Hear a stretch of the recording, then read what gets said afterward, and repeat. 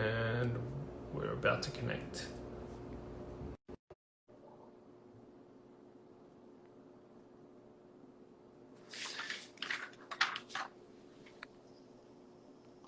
G'day, mate.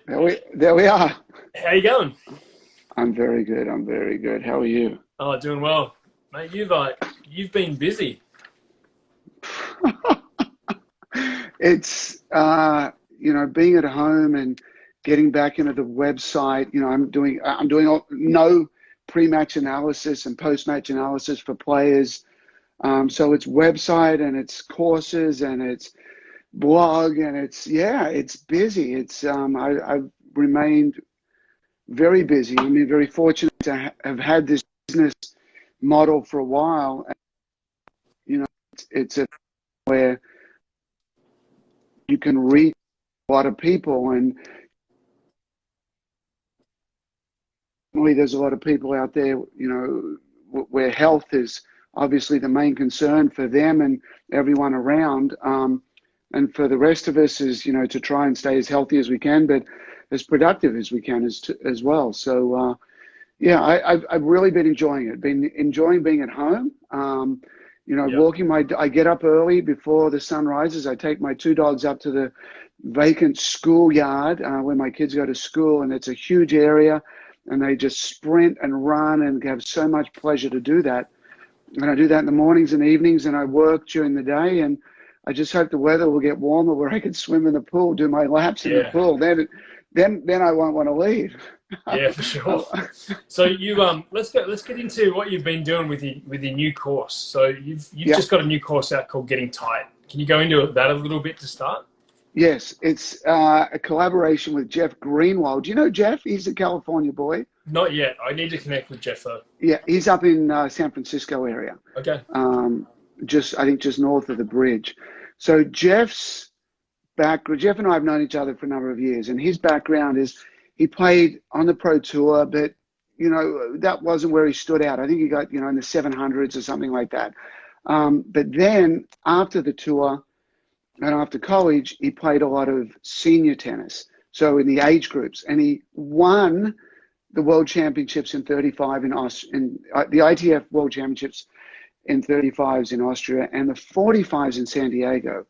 And at one stage in there, he was number one in the world in those rankings as well. So he's really come on as an adult player, and his pathway as a profession, he became a sports psychologist, sports psychology consultant, and has a business where people will call in, and he does a lot of chats and talks to them in person.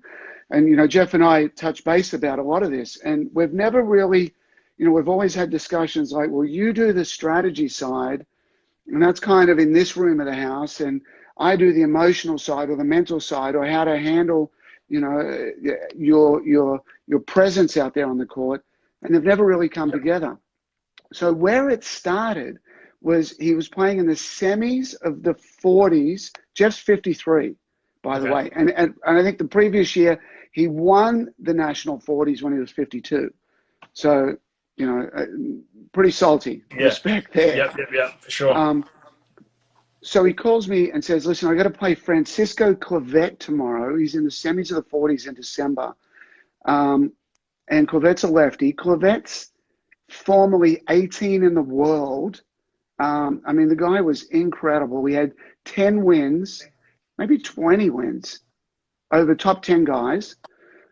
He's beaten Agassi, he's beaten Rios, he beat Kafelnikov, he beat all these guys. But, that was his best ranking was in 92, so he's not kind of the same guy. So I said, well, why don't you copy the exact same game plan I gave to Novak in the semis of the Aussie Open in God, it's all running together, where he beat Rafa. That was 2019, I think. 2019, where he beat Rafa badly in the final. Okay. You got a Spaniard on the other side. You got a lefty on the other side. Let's copy it. So Jeff got off to a horrible start in the match. Horrible start. Before the match had even started, he's out there warming up and he's feeling loose and relaxed.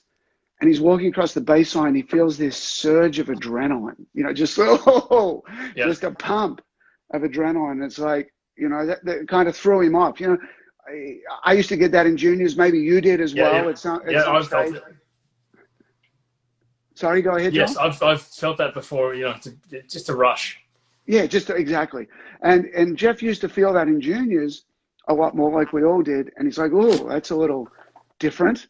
Um, and then he lost, I think, the first 10 points of the set, got broken, went down, I think, 4-1, and came back and won the set. But what won him the set ultimately was going to lose him the match. So he sent the match to me. Warren Pretorius at Tennis Analytics and I are forming a brand new business where players from all over the world, your juniors included, can send in matches and we get them tagged in a match intelligence report. So we have this robust 10-page analysis with a lot of info on the serve, the return, serve plus one, and return plus one, as well as everything else. But it's different. It's different stuff that we tag. And we looked at it, and Jeff did a really good job of, he calls it his state, you know, handling his emotions and his calmness, and generally did a really good job, but didn't do a good job of figuring out how do I beat a Spanish lefty. So Jeff had beaten a lot of players in his career by being more solid, by having better fitness, by running better, and not, you know, he says it's not pushing, but it's being a rock is what it is. But Francisco's better. He's just better. Yeah. So we see from the metrics, you know, he's not hitting his first serve big, which was a mistake. He's making too many. He's serving way too much to the backhand. He's not varying it and getting hardly any free points early. So all the points that he's having to play it long and extended, and you're playing an opponent that's just better. So when we went through, I'm like, Jeff, your strategy's wrong. Your strategy should have adopted in these areas. And we talk about it, more backhands down the line, more drop shots, more power first serves. We look at it, if you had made these adjustments, you actually had a real good chance of winning this match. So we have this narrative of a real live, high-level national 40s match that runs through this course of getting tight. So there's a lot of different areas that are blending the strategy, blending the mental, blending the emotional, and then you have this narrative of this match that we pop in and out of throughout these 27 chapters of video. So, you know, each chapter is maybe 5 to 10 minutes of video. Whenever Jeff or I say something that I say, oh, I like that, that's impactful, we took a screenshot, and then we have, like, you know, on one page we may have a dozen of these screenshots, and then we have little notes below them, so little bullet points on each one. So we build out, we call those mini lessons. So we have 325 mini lessons, as well as all this, as well as all this massive amount of video, which is Jeff and I talking, Jeff and I chatting, Jeff and I, me saying, Jeff, that was the wrong strategy, and then him talking about how he handles stuff. So, you know, I'm really, really happy with the course, how it came out. We had it, you know, we bought a professional photographer or a videographer in, and the video is amazing, the best quality that I've done on my courses. So that's kind of the overview of what it is. And I learned from Jeff as I'm going through this, and he's learning from me, and we're putting it all together. So rarely are you going to see mental, emotional, strategic all in one bundle. Just doesn't really happen. But we've put it all into one bundle here. So that's kind of how it all came about. And we launched it Monday. Today's Friday. We're in, I don't know, I think 15 countries of players and parents and kids and coaches have all purchased it. So we're super, super happy with how it's going. And I think, you know, in this period of time where we can't get out and hit balls, we can't improve our game, but we can improve in other ways, and we can improve mentally, and we can get ready for when we get back to a more of a normal life and more of a normal tennis life. And I think this is a great course for that. So that's where it's at. Yeah, expanding your knowledge base. I mean, there's so much to learn with tennis. It's insane. I mean, you're constantly learning. Every day I think I'll learn something new. And this is probably the only time you'll ever have this time for full development. Yeah. Yeah, exactly right. As questions come in, I have one quick one here. How can you be a little bit less emotional on the court? Yeah, I like that. And I love this. I've just gone right through all these. So let's come back and look at these as well. Yep. I love talking to people and chatting to people. I love their comments. This is fantastic. So how do you become less emotional? All right. So here's how it works. We become emotional because we become very attached to the winning and losing of the point. You know, one point to the next. We're just locked into that. So I'll give you a specific example. So when Jeff and I were talking about this, and he comes up with this idea of permission to miss. So we're talking about, you know, I want to hit the ball and I want to do this and I want to do that. And he's like, one of the best things, you know, the best secrets or tips or what that I have is permission to miss. So I'm like, sounds great. Tell me more about it. So it's having this, and again, he starts expanding, is having this idea that it's okay to miss. And I'm like, Jeff, this marries perfectly with the numbers, because we know that tennis is around 70% errors. So just reality says we're going to make a ton of errors. And if you give yourself permission to make some of those errors, we get off the roller coaster. You know, the roller coaster is, I win the point, I'm happy. I lose the point, I'm sad. So we're happy and sad on the roller coaster all day long. And sad turns into anger and frustration, and I'm quitting the sport and I'm tapping out in this match. I'm tanking and throwing the racket and screaming and making a real idiot out of myself. So permission to miss means I can actually miss a shot, be okay with it. So then he expands on it a little bit later, and he calls them permission slips. So he's, you know, early in the first set, he's too tight against Francisco, and he goes for a four and he misses it. And he kind of says, well, I pull out a permission slip. I've got permission to miss that shot. I'm like, this is magic. This is really, really good. Then later he puts the icing on the cake and he goes, yeah, I have a quota. I have a quota of shots I'm allowed to miss. I'm like, this is ideal. So then there's the court we shot at it. We shot this at the gentleman's name is Mike Lane, and Mike's a really, really good 5.055-ish player. And since I met Mike and we shot at the court, I've been hitting with him. So I've always never done well when we play points out of the hand. You know, I grew up on grass. I grew up on serving and volleying. You know, I'm terrible. I mean, honestly, I remember playing one at Baylor, and I would go and play a guy who was 8 or 9 on the team, not even in the starting lineup, and I'd lose to him regularly by playing points out of the hand. And these guys would say, well, they joke around and say, oh, you shouldn't be playing one on our team. I'm like, well, when we start playing points where we feed out of the hand, then you can go and play one, because we don't. And I chop all these guys with serve and return. So anyway, we play out of the hand sometimes. I play it more for fitness. You know, you run a lot in these baseline points. So week one, I played Mike, and the first round, you know, he's just more solid than me. I feel like, you know, as a strategy, I'm like, who's this guy like? And I'm like, you're right. You're like Agassi. You want to bang every ball hard, and I'm trying to bang with you, and that's not my game. I want to slice you. I want to roll you. I want to up. And so anyway, I try and bang with Mike the first 2 rounds. You know, week one, and he beats me, you know, in the first game to 11. And week 2, he beats me first game to 11. And week 3, I'm like, I got Jess in my head right now. So I'm going out there and I say, okay, we're playing to 11. I'm going to give Mike a quota. And I go, the only thing I need to do, my forehand's been off. You know, sometimes your forehand's like, it kind of feels okay, but I'm not getting the racket through. I'm not, you know, I look at Rafa and I'm like, how does he do it? How does the racket go so fast? Every day. So in my mind, I'm like, yeah, I'm going to have a noodle arm, and I'm going to swing, and I'm going to try and get my racket head through. Because when you get a little tight, it doesn't go through, for me especially. So I'm like, okay, I'm going to combine a couple of things. I'm going to have a loose forehand. I'm going to pop my forehand. I'm going to hit it like I need to hit it. But I'm giving Mike a quota. So I'm like, I'm okay if Mike wins 7 points. I'm okay. I go, if I get to 11, I'm totally fine for him to get to 7. So immediately I've got my quota. So then I'm start swinging, I start playing, and I'm hitting the ball great. And I'm not thinking about not missing. That it's not even in my mind. It's like, I don't want to miss this shot. I need to win the point. So the need to win the point and the need not to miss have evaporated from my head. And all that matters is if I make an error, I've got 7 of them already allocated. Yeah. So I'm playing great, and I go up like 8-1 immediately. I'm crushing my forehand. I'm killing him to A and B. He's really good in C and D with the backhand.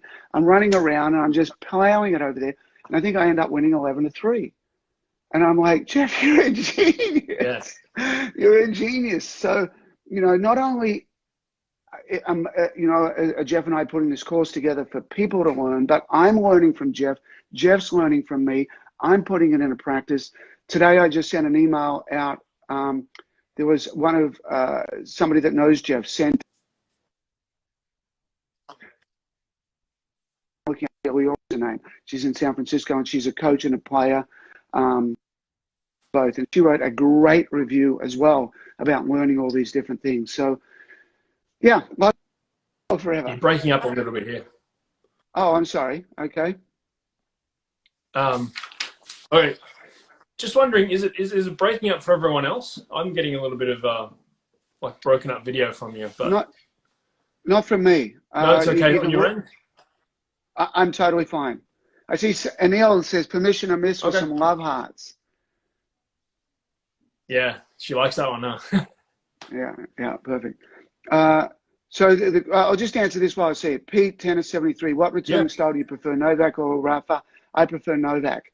I prefer to be up around the baseline. I prefer the one little step. I prefer the blocking, because returning's ultimately about taking time away from the server. That's what it's about. It's about rushing them. It's about a serve plus 1 error. And Rafa's idea is backing way up, is he's trying to reduce the return errors. He's trying to let the ball slow down and swing like crazy. But, you know, Rafa's perfected that. The rest of the world haven't. The rest, he's so strong. You try going back there to the back fence and trying to get the ball past the service line. It's so tough. Yeah. I prefer Novak. Definitely a long way away from the being able to be aggressive inside the court. Tennis with Gary, what's the difference mentally between the top 10 guys and the rest of the top 100? There's just a professionalism with every single thing they do. They don't lose focus after 10 minutes. They don't lose focus on the practice court.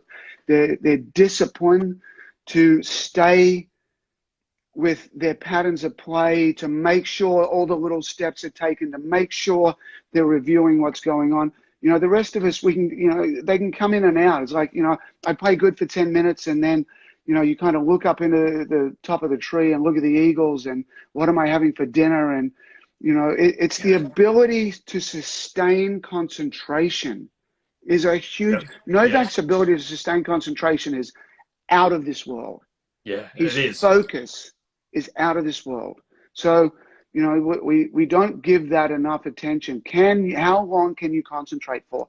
So I remember having dinner in Florida one evening with a bunch of people, and Karl Novacek was at the table. And Karl's a former, you know, outrageous player, top 10 player. And he made this kind of, you know, we're talking, it's just kind of a throwaway comment. And he goes, yeah, you know, a guy that's 100 in the world can play really good for a set, and then it kind of goes away. He can sustain his focus and concentration for a set. Now, maybe a guy in 50 in the world, maybe can keep it together for 2 sets. And then a guy 20 in the world, maybe he can get hot for a week, you know, maybe a whole week, maybe a whole tournament. He's hot for a whole tournament. But the top 10 guys, maybe they get hot for a month. But the number 1 guy in the world, he can stay hot for a year. He can stay hot for a year. So how long can you stay hot for is a really big concentration and focus point. And Novak's incredible. Yes. Yeah, I spoke to Peter Smith, and he was talking about mental maturity and how much of a jump it is from college to the pros, and there's obviously tiers and levels from pro to pro. Yeah. So tennis again, so not deviating from the plan, shot in shot point. Exactly. What's the key? The key is having a game plan. I mean, Novak and I, again, when we talk before matches, it's all about the opponent. It's all about figuring them out. So your mind's on the other side of the court. You know, Leora, her comment, let me just see if I can pull it up here. I've just got to move that. Her comment is, where is it? Yeah, So it's the last comment from today. She goes, it's all about being disruptive and unpredictable to your opponent. It's not about you as the player. That's Novak. Yeah.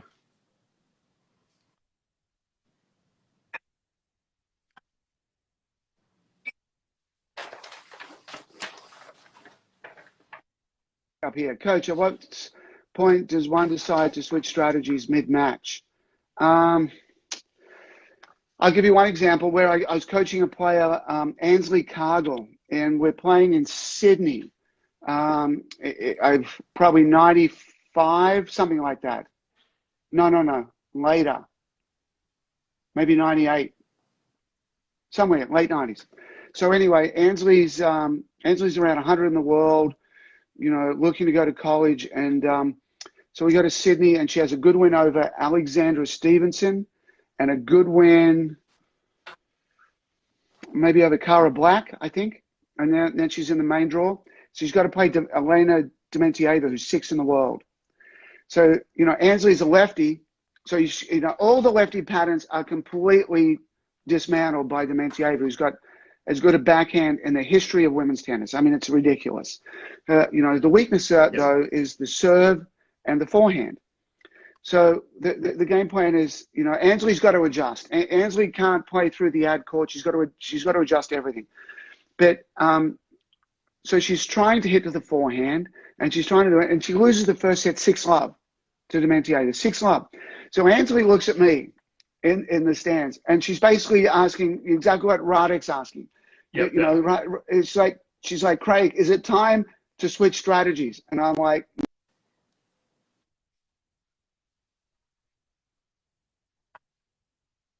in disbelief, I'm telling her to give her the same strategy. I go, don't change it.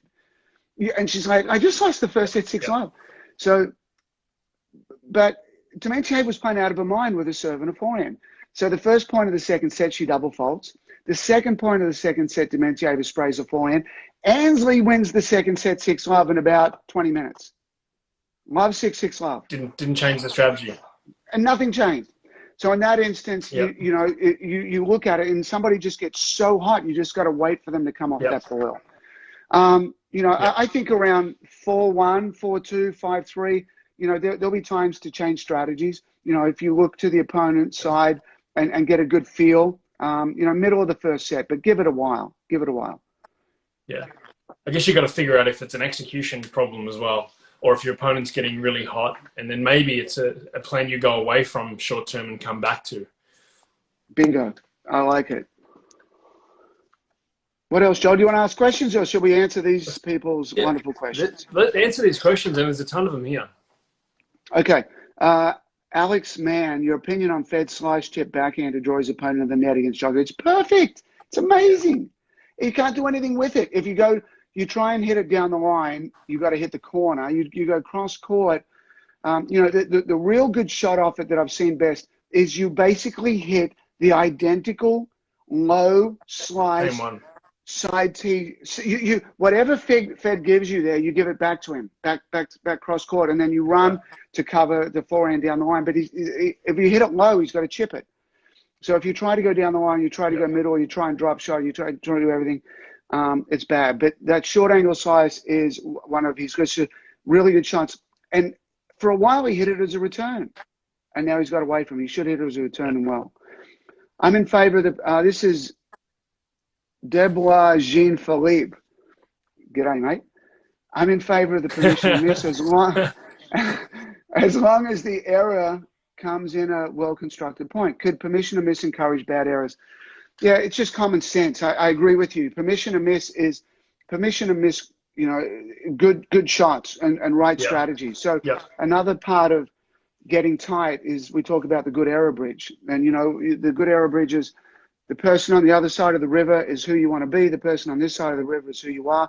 You need to build the bridge to get over. And it's good error, good error, good error, good error, good error.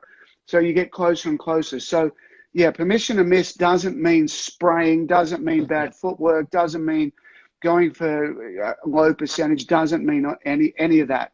It's all high percentage stuff. Yeah, I mean, something that I think permission to miss immediately for me would be maybe a second serve love 40, you got 3 break points, you decide to run around and just tag a second serve down the middle. And you miss it, you can live with it.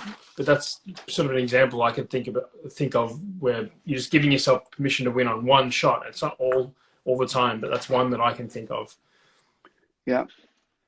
Tennis with Gary, thanks for responding, been loving the course on Brain Game. My pleasure, mate. No. Where should the single sticks be placed? I like someone only with a sense of humor. Watch the top guys, they can make them uncomfortable, absolutely. How can you improve your concentration power? Well, first of all, it's not even just concentration, but what?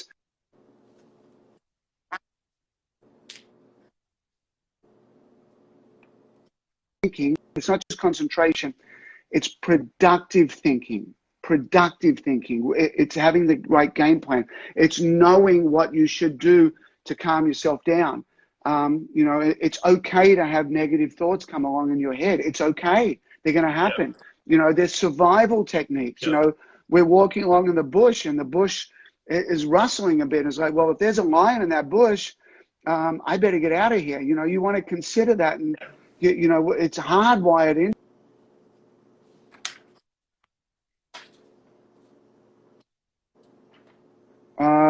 For a match, do all the rackets Novak have the same tension? No. Things will change. You know, it gets humid, it gets cold. What's the simplest game plan for recreational players? Now we're talking. Rally until you get a short ball and hit down the line. Try break the doubles out. If you're a recreational player, stay away from the doubles alley. Yeah, you know, big targets. Big targets right down the center of the court. Hit your return right down the middle. You know, you're losing matches at the recreational level because of the first 2 shots you hit. It's the serve and the serve +1 and the return +1. So I highly encourage you to put the first 2 times you touch the ball matter more to winning than all the shots that follow. So if you're a recreational player, put the first 2 balls down the middle of the court. If it's easy, hit it hard and then aim for the forehand or the backhand. Only if it's really easy and you've got an obvious winner situation, then go for it. Otherwise, forcing errors and making those first 2 balls. What have you learned about double faults? I saw recently you posted that you analyzed a ton of doubles. So I want to know what you know about double faults. Yeah, let's do that.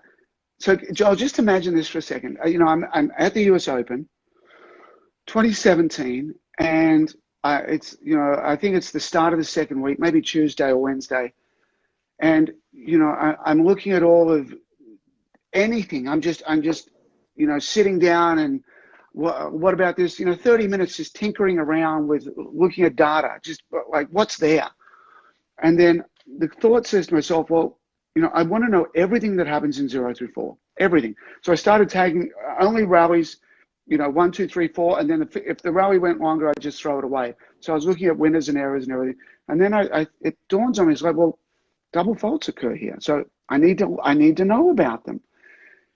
So this seems crazy, and it was the most boring, mindless exercise I think I've ever done. But I sat and watched in maybe it was a day and a half, but it's something like 763 women's double faults, because I just wanted to know. So I wanted to know where the double fault occurred. Was it long? Was it short? Was it T or was it wide? I wanted to know what point score it happened, because we all have this theory that, oh, big points we double fault because we notice them on big points.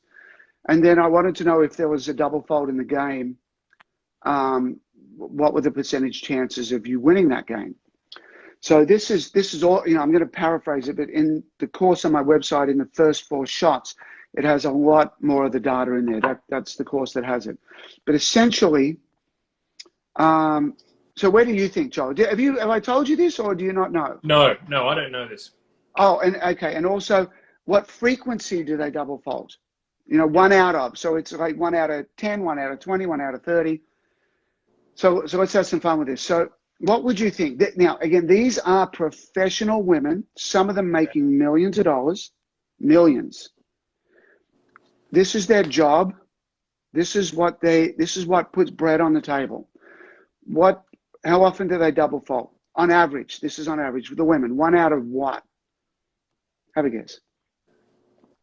Out of 10, let's say 10.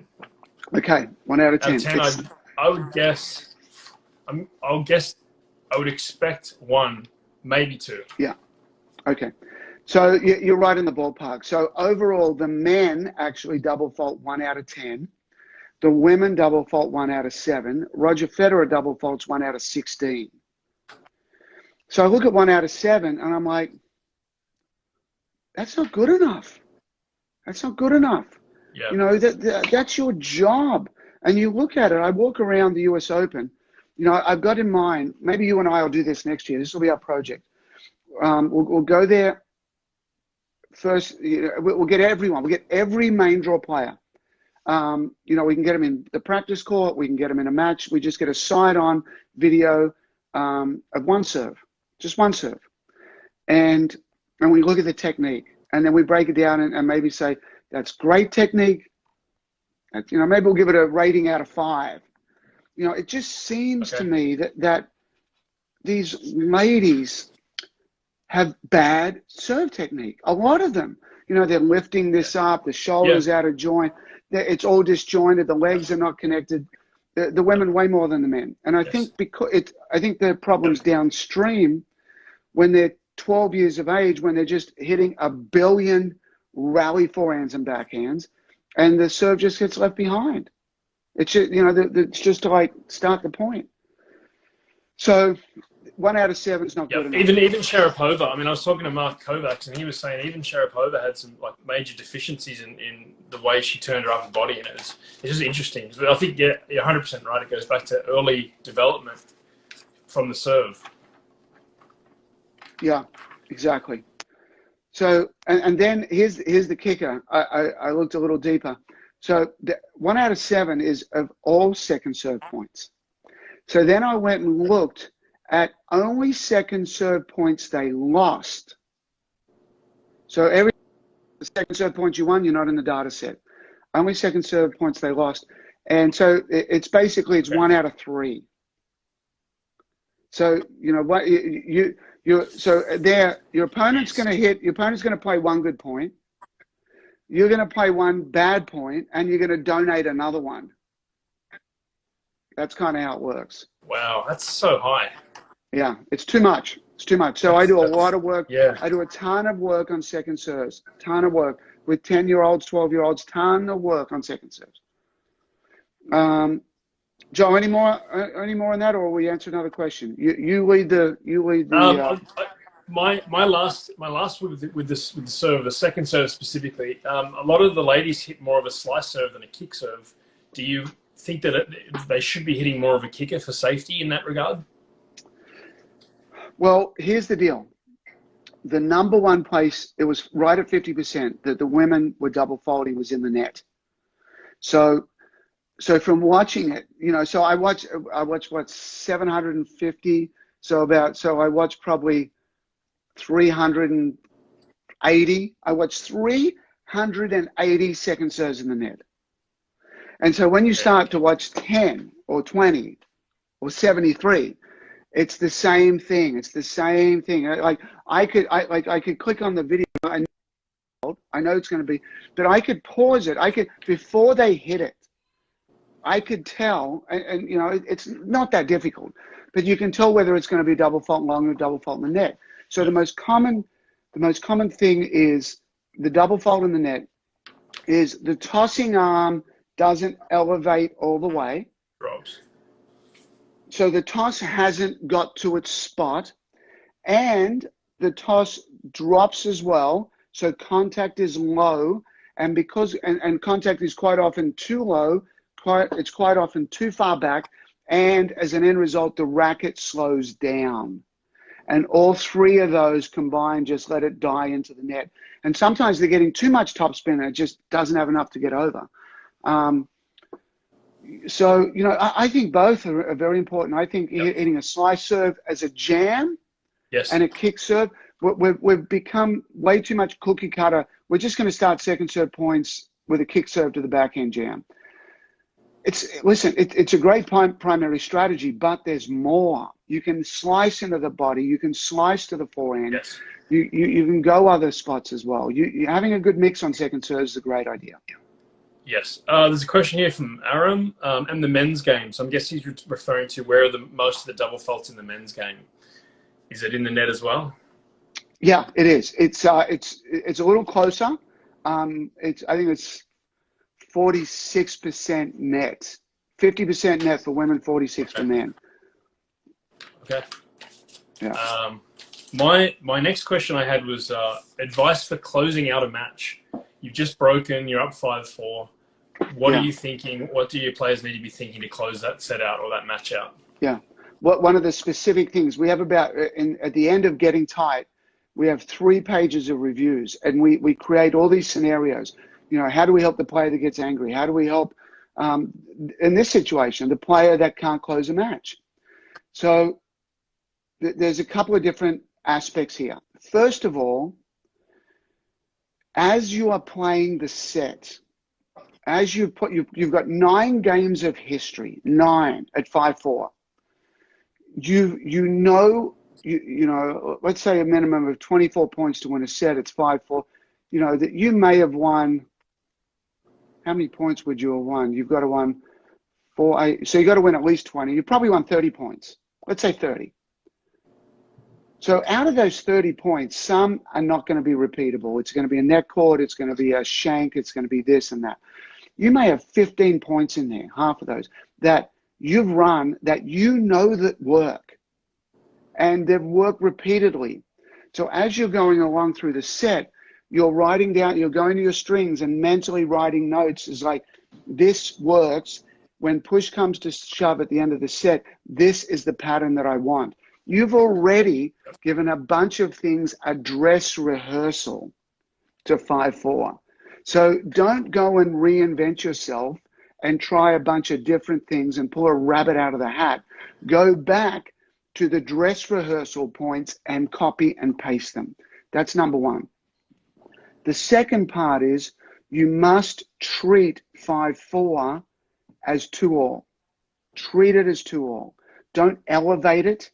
Don't elevate your blood pressure. Don't elevate your heart rate. Don't elevate the sense of impending doom if you lose this game.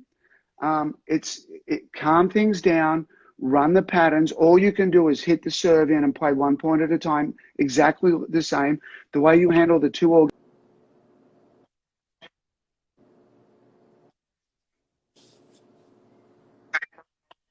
Therefore, get tight because of that.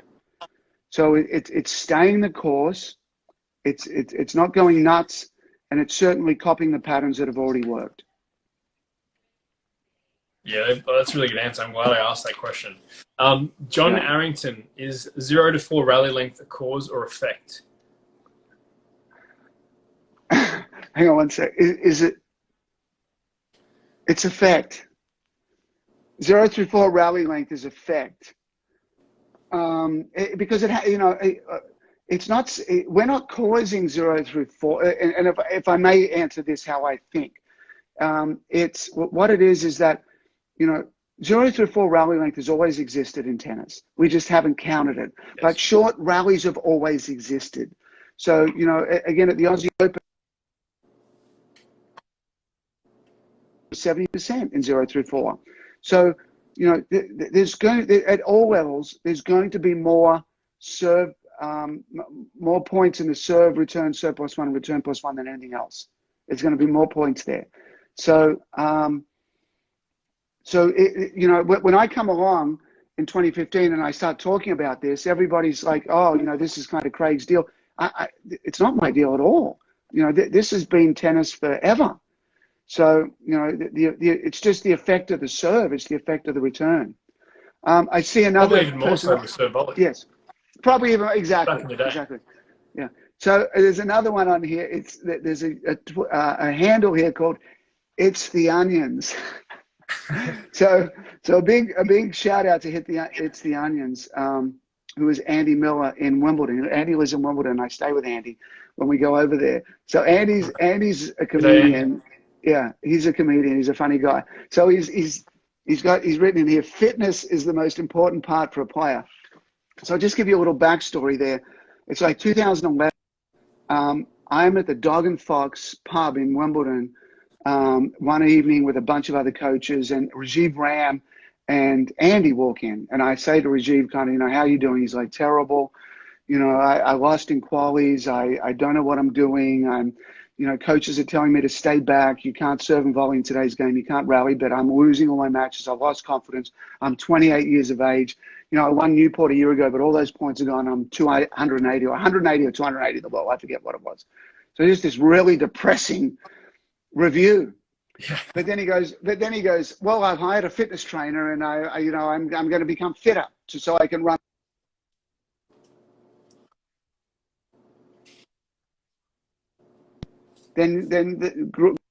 But if you want to improve, fire the fitness guy, hire me, and let's get back to tennis. And so we had this so Andy's like, oh, no, you know, you got to be fitter. Fitness is everything. It's the most important thing. I'm like, no, it's strategy. So this debate got a little heated at times throughout the evening. And we always go back to it. So Andy's chimed in with that right there. So Andy, good to see you. And hopefully you're enjoying Wimbledon Village. That makes sense. The 0 to 4 data. Yeah. Is the most common rally length the same for women and men? Yeah, it's one. So it's around 30% for men. It's probably 26% for women. Some, you know, it's 25, but it'll always go up and down tournament to tournament a little bit. Yeah. But you know, just think as a good general rule. Think of this: men are at 30, women are at 25. Good general rule. It's quite amazing how things are fairly similar through all juniors, through men and women. Like tennis is just tennis. Yeah. Yeah, exactly. Besides serve and return, do you think that the deep backhand to the C position is the best shot to neutralize many game plans and not put yourself in trouble?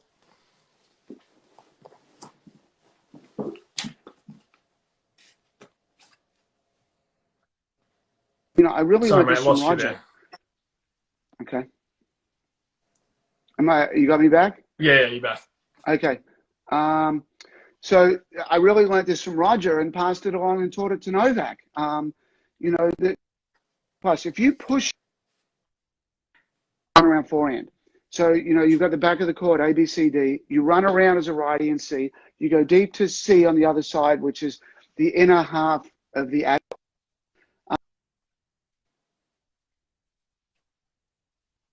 hit a neutral to defensive backhand in the middle, basically in the middle-ish part of the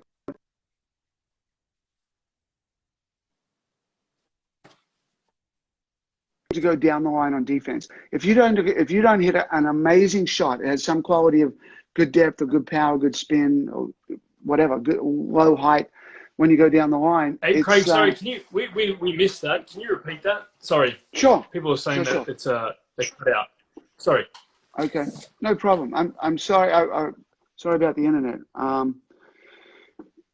So if you start out and you go deep to C plus, you push the opponent back and you make them hit a backhand. It's very difficult for them to go down the line with that backhand and hurt you. In fact, if they're neutral to defensive, they'll hit a weak ball and you just go 3 shots. What happens is if you hit that quality ball to C plus, don't recover. Don't recover because it has to come back cross court, and you visually want to be standing in the middle of the ad court with 1 foot in C and 1 foot in D, and visually shrink that area and push that shot out of the alley. So you visually stand where they want to hit the ball, and you visually down the line. But what Federer does is he hits the deep ball to C plus and just stands there because half of the court evaporate. So then they have to come back cross court. Roger's standing there. He takes a step up and he goes wide to D. You can't defend down the line. And then it comes back and then he finishes to A. So it's about, you know, trying to get into this fight and taking away all the weapons of the opponent. And C plus is a great way to do it. It's not the only way to do it, but it is the primary way to do it. That's really good answer. And then you flip that for a lefty, obviously. Yeah. There's a question here from Yavi P G89. Many Spanish coaches say that we've been very successful over the years because of our consistency and that we can't lose our identity. Thoughts on that? I love it. New question for you. I love it. Yeah, I haven't heard that one. Listen, I did the last course I did before getting tight was called Dirt Baller. Dirt Baller is a comprehensive study of clay court tennis. It's a study of Orange Bowl juniors, and it's a study of everything that happens on the Pro Tour. So here's the deal, is that, again, pre-1991, we have no match metrics. So we've just, as coaches, we've got to guess.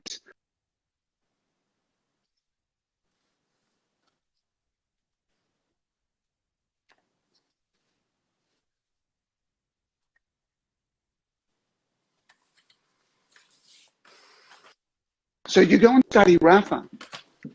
Rafa wins way more in 0 through 4 than he does anywhere else. Rafa plays more and wins more. I did an analysis of 23 matches where he went 21-2 at Monte Carlo, Rome and Madrid. Rafa played, I think it was 80-something% of his points in single-digit rallies, and he won more points in single-digit rallies. So, I see a question here about checking the internet. I'm sorry it's not working. Joel, would it help maybe if we got off and got back on? That worked last time. Do you recommend that, or should we just try let's try that. No, okay. Try that. I'll end it right now. We'll start again. Okay, good.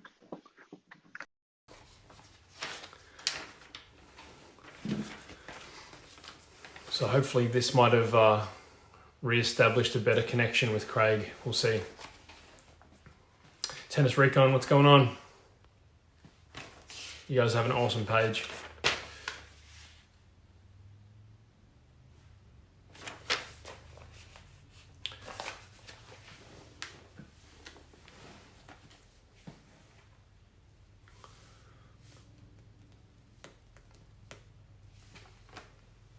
So hopefully we can get back on track with that last question with Craig here.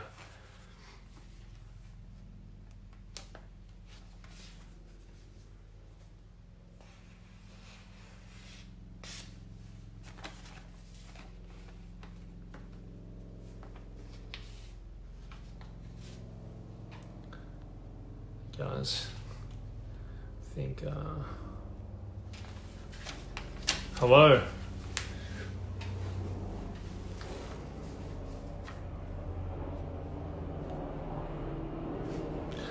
There's Craig. All right, so now.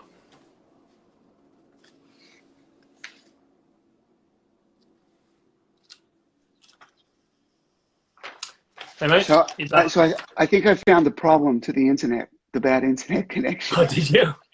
Yeah, both my kids had hopped back on Minecraft, and I'm like, I told them at the start, I said, stay off the internet while I'm talking to Joel, and they're like, yeah, fine. And now they're like, oh, I guess Dad's finished. No, Dad hasn't finished.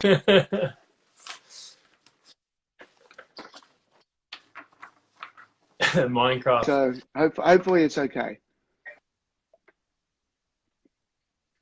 We'll see. It's a little bit of lag. So you were just finishing up with Dirt Baller and getting back to that question in regards to Spanish tennis and not losing their identity.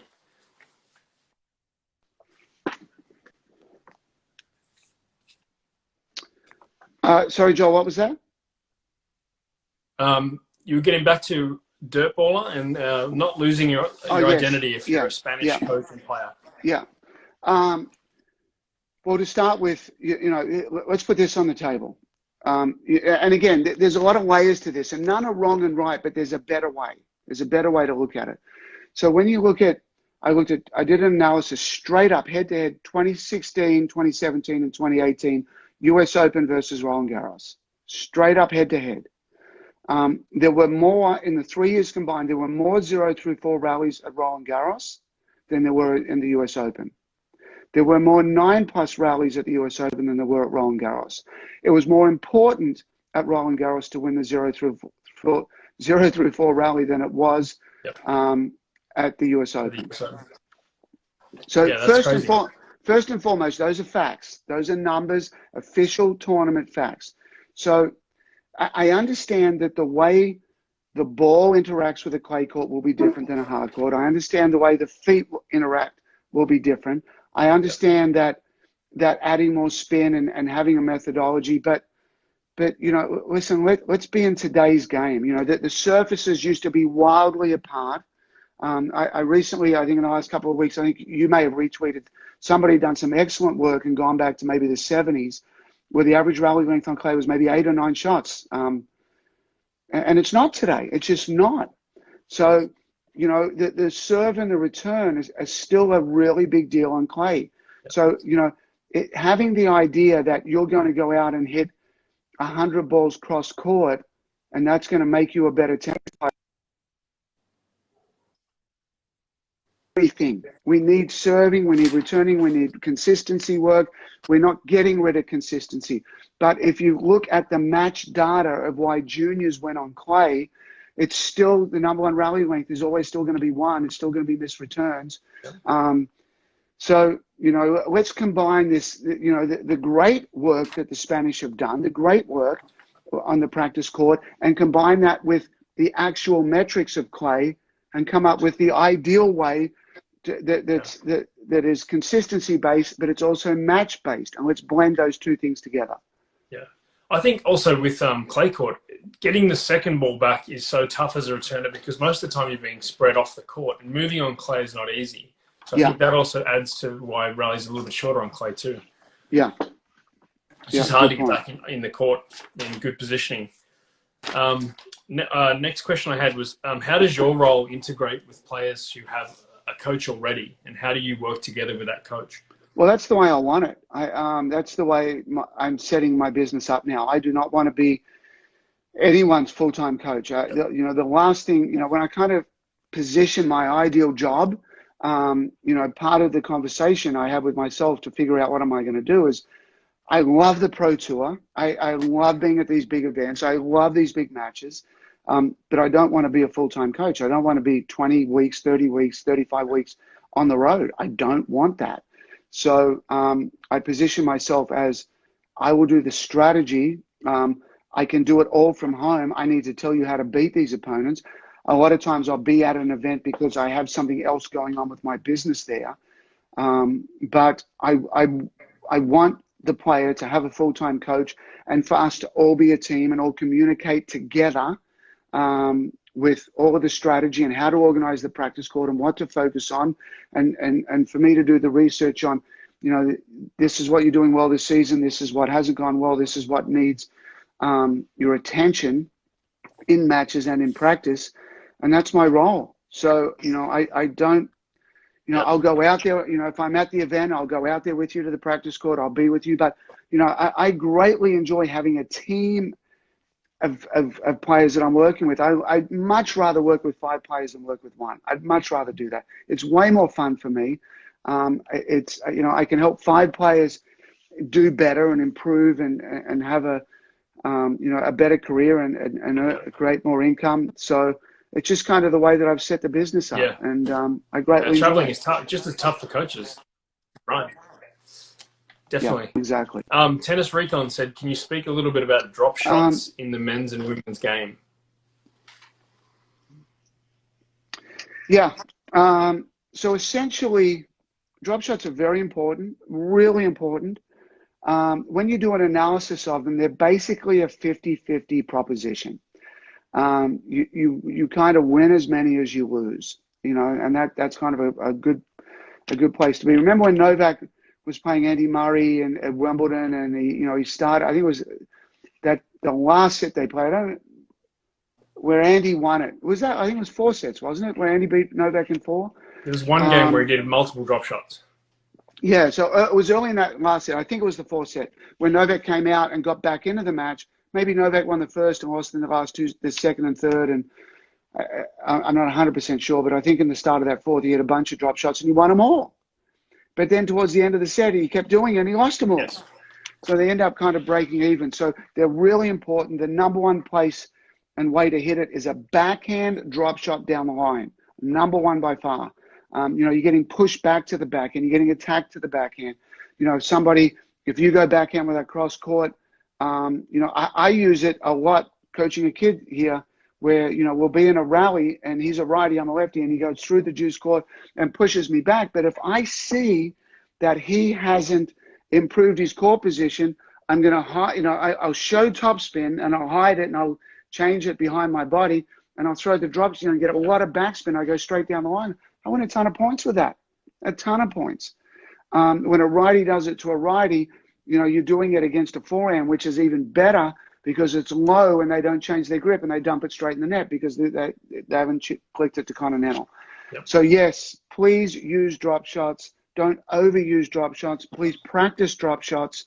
And the number one way is backhand down the line. In the right place at the right time, I guess, is huge. Yeah. And predicated off looking at where the opponent's standing. If they're back, great time to drop shot. Yes. Is there a difference on first and second return placement percentages between ATP and WTA?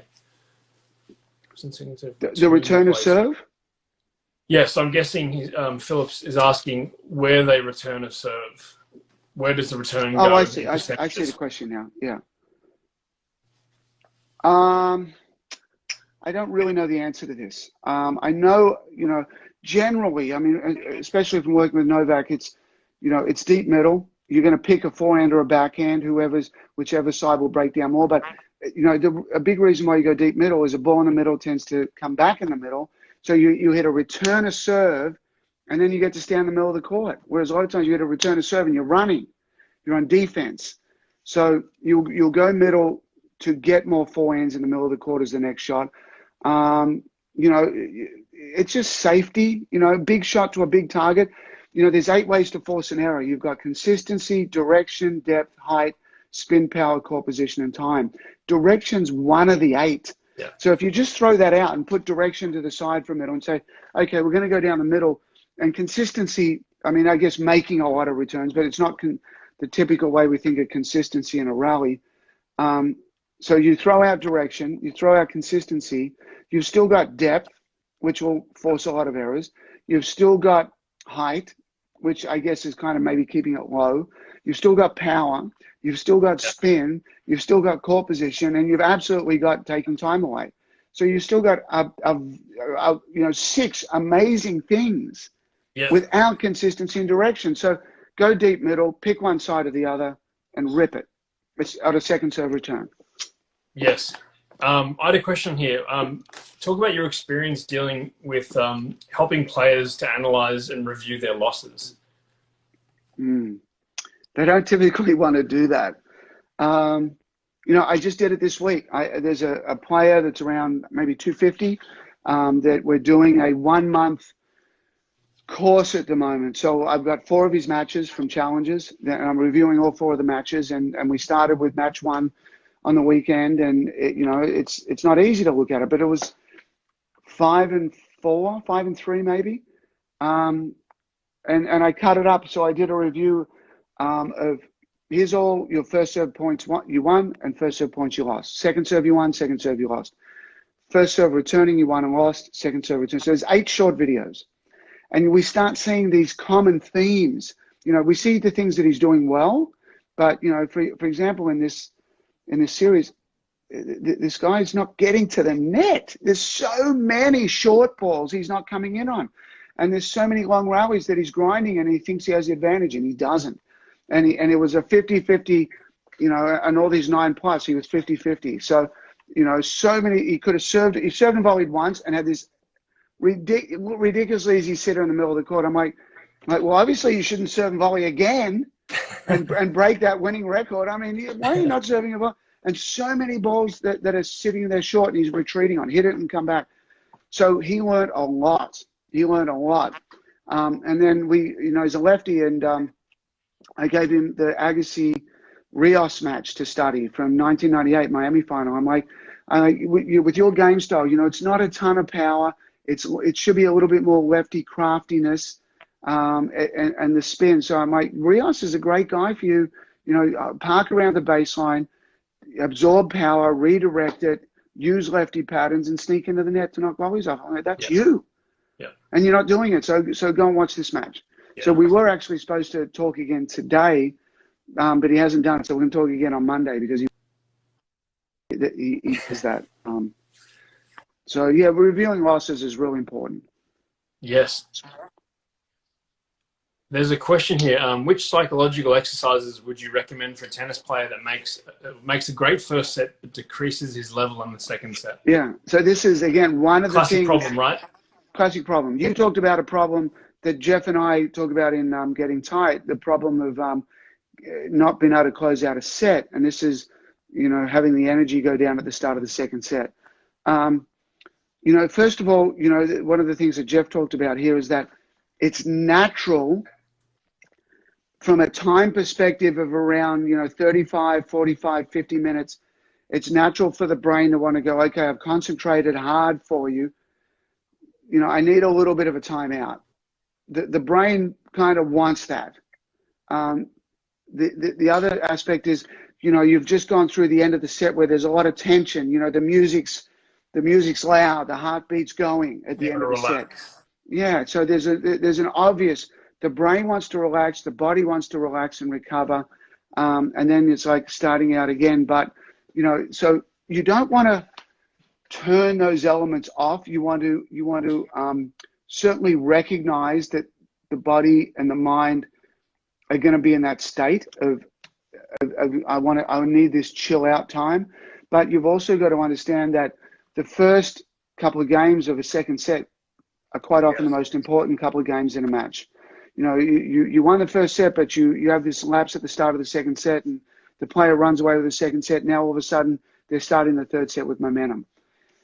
So, you know, I think what we want to do here is tag the importance of this and say, no matter what happens in this start of the first set, I'm going to be the player that breaks first. You know, I had a lot of success with this, of just putting this down as a goal.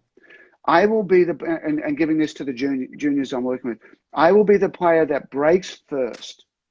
I will be the player that breaks first. Combine that with, I will always break in one of the first two service games.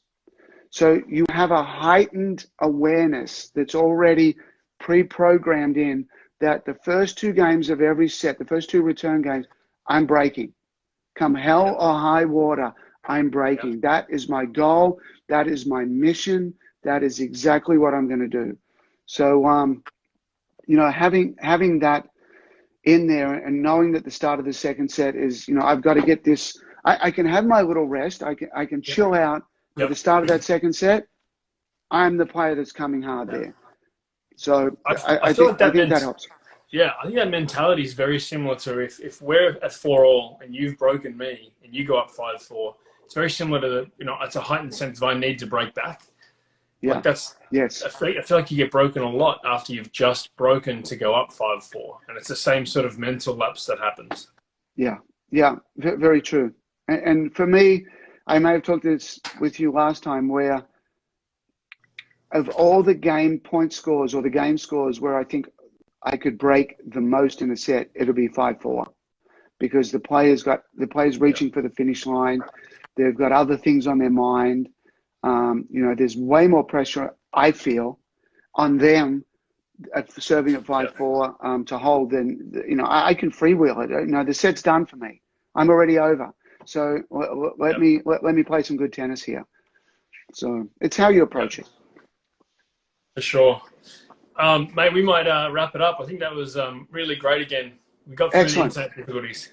Excellent. Really good. I'm sorry my kids made us peter out with Minecraft halfway through this, but no, that was awesome. If you're looking for more information from Craig, braingametennis.com. There's so much information on there. You just can't get enough of it. So thanks so much for all the hard work you're doing during the quarantine, mate. Terrific. My pleasure. And have a good Friday. Have a great weekend. And keep up the good work, Joel. And keep interviewing as many people as you can. They're fantastic. I guess somebody said earlier that we were on, our Instagram live was the exact same time as Andy Murray and Novak Djokovic. So maybe they crashed the internet. Yeah, maybe they did. Well, I'm sure. Well, which is fantastic. That'll be a good one. But for sure, they're going to. That'll be replayed up there too as well. So you'll be able to. Yeah, they all are. You can go back and watch it later. Yeah. Excellent. All right, mate. Have a good week.